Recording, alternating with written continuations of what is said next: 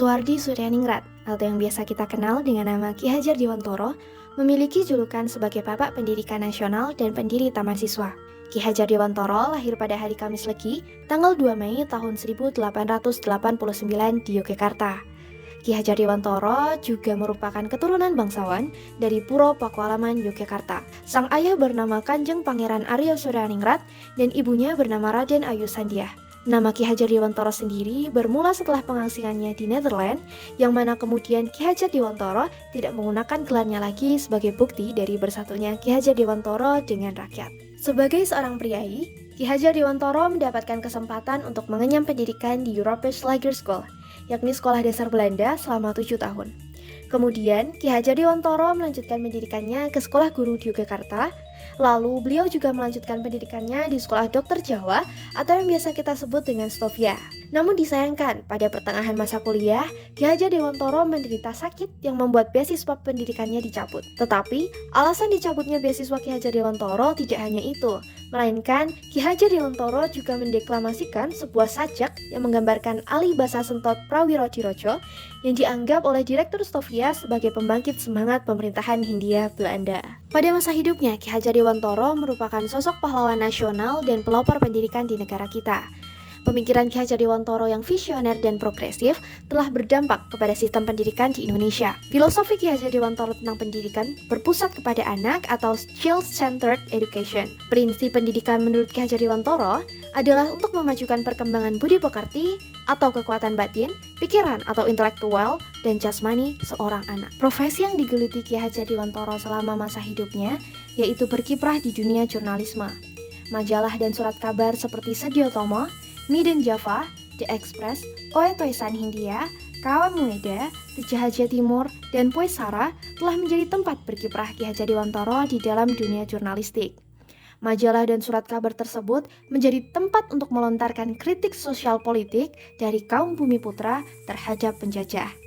Lalu, karakter sebagai seorang pendidik yang sudah tertanam di dalam sanubarinya telah direalisasikan dengan membangun sekolah taman siswa guna memberikan pendidikan terhadap kaum Bumiputra. Ki Hajar Dewantoro memiliki kepribadian yang begitu sederhana dan dekat dengan rakyat. Jiwanya selalu menyatu lewat pendidikan dan budaya lokal guna mencapai kesetaraan sosial politik dalam masyarakat kolonial. Kekuatan tersebut menjadi sebuah dasar memperjuangkan kesatuan melalui nasionalisme kultural hingga nasionalisme politik. Dedikasi dari Ki Hajar Dewantoro dalam memperjuangkan nasionalisme Indonesia melalui pendidikan diterapkan dengan melakukan resistensi terhadap Undang-Undang Sekolah Liar atau Wildskolenordonnantie. Undang-undang tersebut yang dibuat guna memberikan batasan terhadap gerakan nasionalisme pendidikan di Indonesia akhirnya dihapuskan oleh pemerintahan kolonial Belanda. Perjuangannya dalam bidang pendidikan dan politik pada masa hidupnya mendapatkan sebuah jabatan di pemerintahan Republik Indonesia. Di antaranya menjadi Menteri Pendidikan dan Kebudayaan tahun 1950, memperoleh gelar Doktor Honoris Causa dari Universitas Gadjah Mada pada tahun 1959, dan juga pengangkatan pemerintahan Republik Indonesia kepada Ki Hajar Dewantoro sebagai pahlawan nasional. Walaupun perjuangan dari Ki Hajar Dewantoro belum secara tuntas mendidik para putra bangsa, akan tetapi begitu jelas peran dari Ki Hajar Dewantoro dalam mempelopori lahirnya pendidikan di Indonesia. Ki Hajar Dewantoro wafat pada tanggal 26 April 1959 dan dimakamkan di pemakaman keluarga Taman Siswa Wijaya Brata di Yogyakarta. Pemikiran dalam bidang pendidikan. Ki Hajar Dewantoro setelah menyelesaikan pendidikan dasarnya di ELS atau Sekolah Dasar Belanda dan menghadiri Stovia atau Sekolah Dokter Bumiputra, meskipun beliau tidak menyelesaikannya karena sakit, beliau terjun ke dunia jurnalistik dengan menjadi wartawan di beberapa surat kabar terkemuka seperti Sedio Tomo, Midden Java, The Express, Utusan Hindia, Kaum Muda, Cahaya Timur, dan Pusara. Keterampilan menulisnya yang luar biasa membuatnya dikenal sebagai penulis handal pada zamannya. Tulisan-tulisannya tidak hanya komunikatif dan tajam, namun juga patriotik dan mampu menginspirasi semangat anti-kolonialisme di kalangan pembacanya. Setelah kembali dari pengasingan, beliau bersama dengan teman-teman seperjuangannya, Ki Hajar Dewantoro mendirikan sebuah perguruan yang berfokus pada semangat nasional, yakni National Underwich Institute Taman Siswa, atau dalam sekarang disebutnya Perguruan Nasional Taman Siswa, pada tanggal 3 Juli 1922. Pendirian perguruan ini bertujuan kuat untuk mengajarkan rasa kebangsaan kepada para siswa agar mereka mencintai tanah air dan berjuang untuk meraih kemerdekaan. Nah, meskipun menghadapi berbagai rintangan, termasuk upaya pemerintah kolonial Belanda untuk menghambatnya dengan menerbitkan ordonansi sekolah liar pada tanggal 1 Oktober tahun 1932.